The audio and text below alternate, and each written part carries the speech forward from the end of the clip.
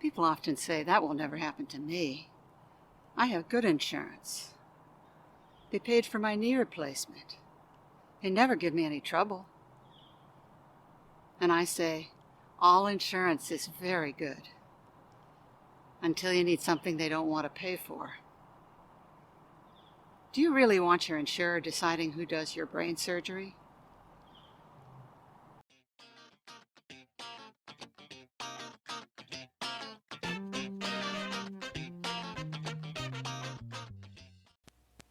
Hi, Lori the Insurance Warrior here. You know, if this were about fighting insurance companies, I wouldn't spend 1 minute of my precious time on it. It's about me guiding you through the same dark, scary woods that I went through 15 years ago. It's about teaching and learning. It's about forging a bond so that we can work together as one.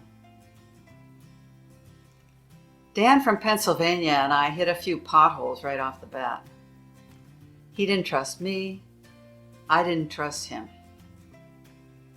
He was not letting me drive the bus. I tried to fire him, and I'm pretty decisive when it comes to rejecting a case. But somehow he talked me into getting back behind the wheel. I knew that this case would be an ordeal before it started. Generally speaking, finding direct phone numbers for insurance executives is difficult. When it is nearly impossible, I know that I'm dealing with an insurer who really doesn't want to talk to us. I managed to dig up 5 good phone numbers for executives. When I put Dan on the phone on Monday, it was all voicemail, all the time. First, they tried to steal Dan's appeal. They said, "You don't get an appeal because the doctor already lost his appeal." I pointed out in our appeal that doctor appeals and patient appeals are separate. The benefits book states that the doctor cannot use up your appeal unless you've authorized him in writing to appeal on your behalf.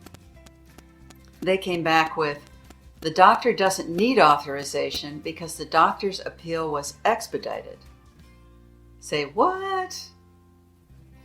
I had Dan send an email which said there is no such provision in my benefits book. Further, it doesn't make any sense. They decided to grant Dan a telephone hearing. He was told that a committee would be involved. I usually win hearings, so this looked like good news. I wrote a speech for Dan, coached him on how to take charge of the hearing, and practiced a speech with him over the phone. The insurer didn't tell us the truth about the hearing. There was no committee.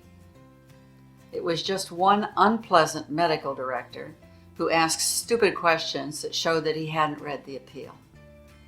He upheld the denial, and off we went to external review. Given the way we were stonewalled, ignored, and disrespected by the insurance company, I didn't have a good feeling about the external review. On Saturday, we got the word. The external reviewer upheld the denial. We lost. After the loss, Dan and I had the most important talk of the week. We congratulated ourselves on forging such a good working relationship. He said, "I'm more about experiences than outcomes, and this has been a good experience." I agreed. We talked about what we learned from a week of fighting through the alligator-filled insurance swamp. Within a few days' time, we had gone from mutual distrust to complete trust, something that we could be proud of.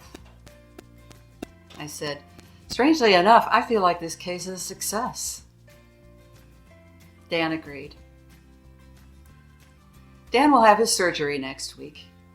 Fortunately, the hospital and the surgery were approved. It was just the HIPEC part that was denied. The family will be able to cover the cost. I would like to share a quote from Henry Ford,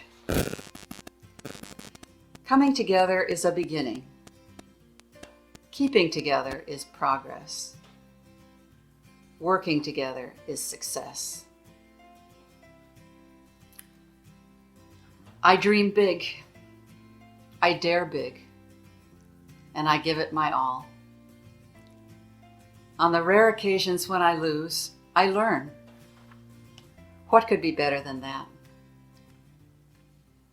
Thank you for watching my video and subscribing to my channel. See you next week.